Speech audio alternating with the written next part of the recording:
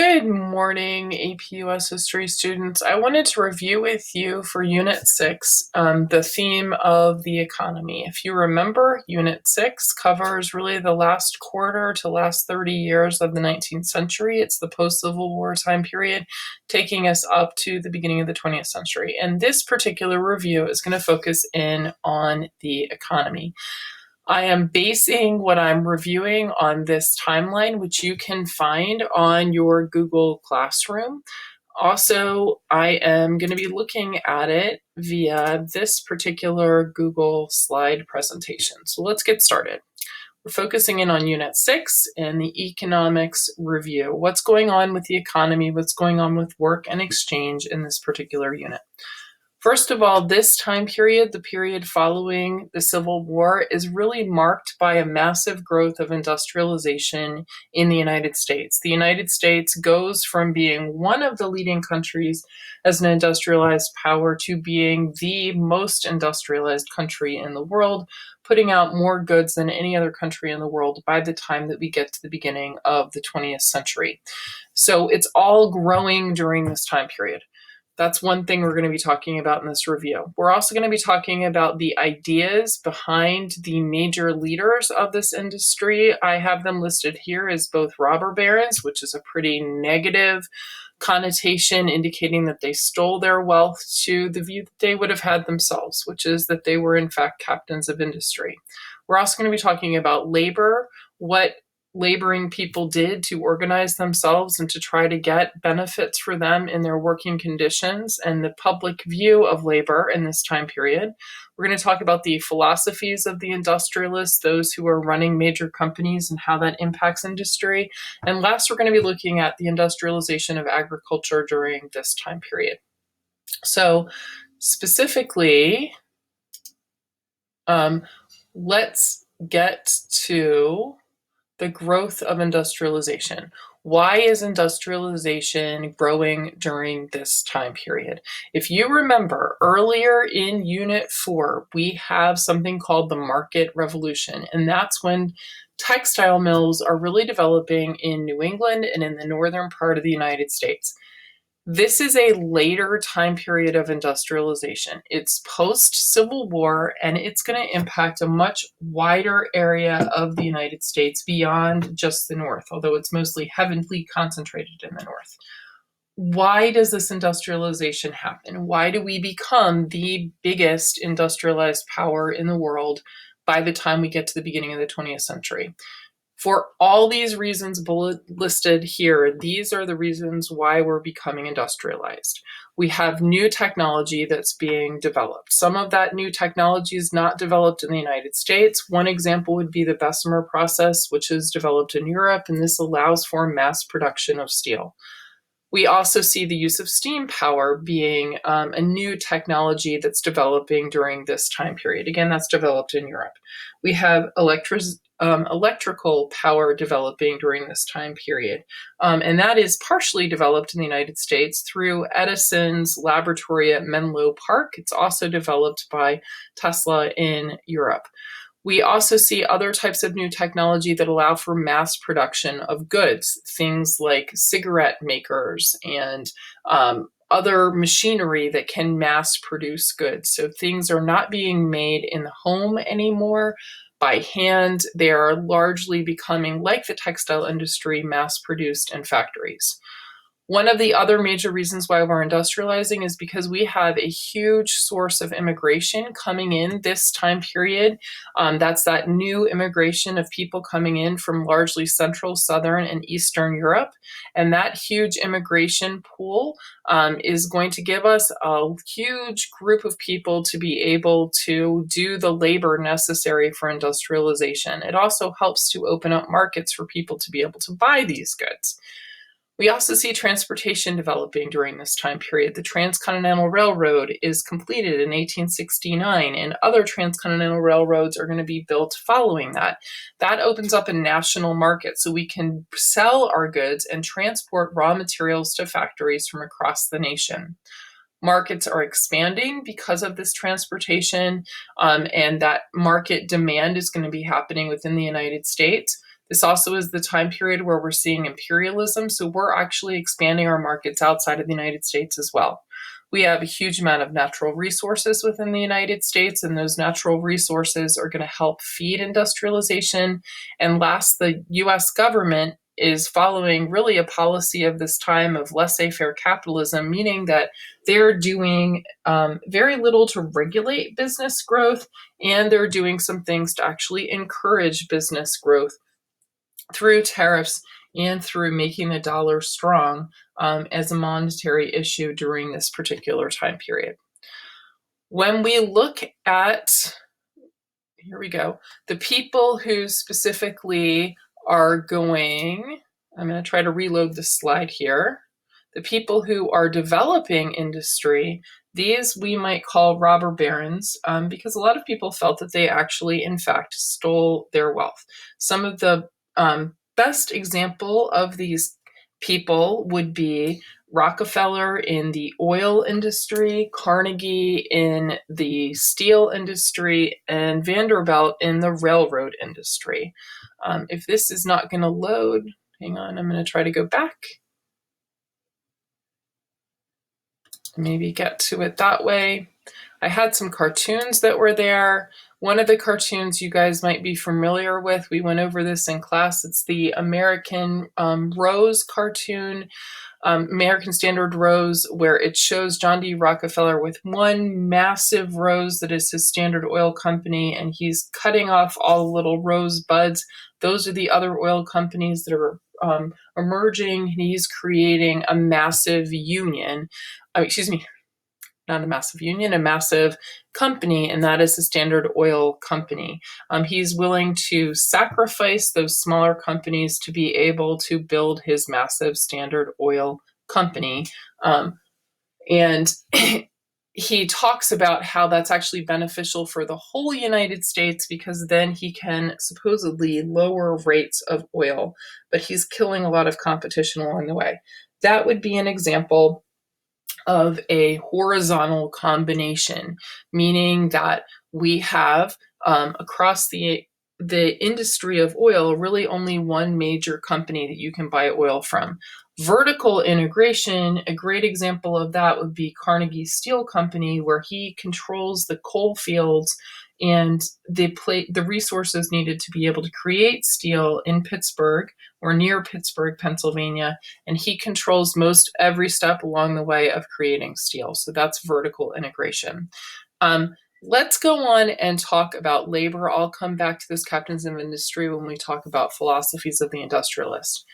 For the people actually working in these factories, working conditions were pretty poor at the end of the 19th century. People worked 6 days a week. They typically worked anywhere between 10 to 14 hours a day for very low wages. And there was no way that if you were injured on the job that your company would really do much of anything to help care for you if you were made unemployable by being injured on the job. And so we see that workers actually start to form unions to try to argue for their rights and to try to make their working conditions better. Two of the major unions that you should know about from this time period are the Knights of Labor, which is the most popular union group of the 19th century. It's going to see its demise after the Haymarket Square riot of the 1880s. But this was a broad-based, inclusive union group that included both skilled and unskilled workers. Its most famous leader was Terence V. Powderly, and it fought for all things that would benefit labor. For example, an 8-hour working day, higher wages, but they also wanted to go beyond those quote-unquote bread and butter issues and try to create a working system for the future that would benefit workers by creating working cooperatives and even pushing toward things that you might see very similar to socialism or capitalism. Their major motto was an injury to one is the concern of all. And up here, you can see their kind of motto, pin, image, logo, where again, you can see this, that the most perfect government in which an injury to one is the concern of all. This is what they're trying to create for labor workers. Another major labor group is going to be the American Federation of Labor. And as the Knights of Labor is slowly waning in its power, control, and public perception, the American Federation of Labor is rising in its popularity and in its influence.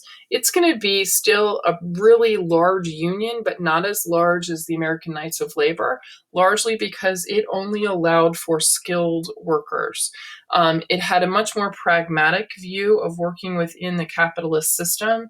They specifically wanted to use that skill as a means of doing collective bargaining to get what workers needed. Samuel Gompers is the major leader of this union during this particular time period. And it would not have allowed for unskilled workers like the Knights of Labor. The perception of labor during this time period by the public is largely that unions and labor workers are potentially violent and dangerous.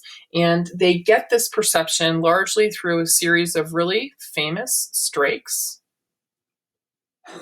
Most notably the Great Railway Strike, which spreads across the United States, starting in Baltimore and making its way all the way mainly to Chicago, and in some instances all the way across to the Pacific coast of the United States.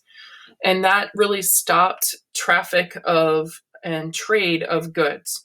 The Homestead Strike is another famous strike that's happening in Andrew Carnegie's steel company in Pennsylvania. You saw parts of a movie about this Homestead Strike that really helped to cement in the public's view the image of labor as being violent and willing to take violent action to try to get what they want.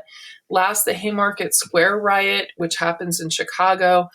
This is where 11 people are going to be killed, most of whom are police officers because of a bomb that's thrown into a crowd of union workers meeting in Haymarket Square to demand for rights.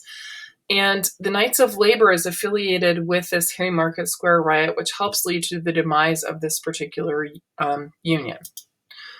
Let's talk about the industrialists themselves. Here's another cartoon that is of Andrew Carnegie. Here he is spreading his wealth, spending over $100 million in building libraries across the United States. He's also famous for building schools, most notably Carnegie, putting lots of money into Carnegie Mellon. And he also builds a place for people to go and attend cultural events, Carnegie Hall in New York. The ideas behind these people who controlled these businesses and held most of the wealth and the profit of their companies for themselves is based on these three major ideas. Social Darwinism, which is the idea of survival of the fittest and the belief that they worked hard for their money, and because they rose themselves up through the ranks, they somehow deserved all the profit that the workers were making for them in their companies. Laissez-faire capitalism, which is this hands-off approach to government regulation. They strongly believe that the government should stay out of regulating business. And last, what this cartoon specifically addresses is the idea of gospel of wealth, which is once you amass hundreds of millions of dollars, your duty is to give back to other people, not through a direct handout, but through methods that would directly help the people by building things like libraries and schools. Let's last talk about industrialization of agriculture. So during this time period, not only is there new technology that's going to lead to factories, we also see new technology that's really starting to shape agriculture. So we have combine harvesters being invented, tractors being invented, barbed wire being invented, refrigerated train cars being invented, grain elevators being invented. And there's other examples that I could go over. Those are some of the major ones that really impact specifically agriculture. So all of these examples of new technology are going to allow for mass production of food sources and anything else that's grown in agriculture. This leads to more and more land being under cultivation, but actually fewer farmers because of the amount of work that technology is actually doing.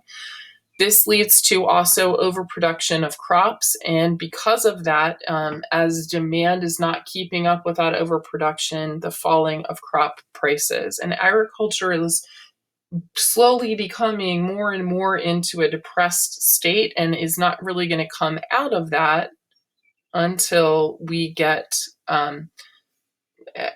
arguably, until we get to World War II.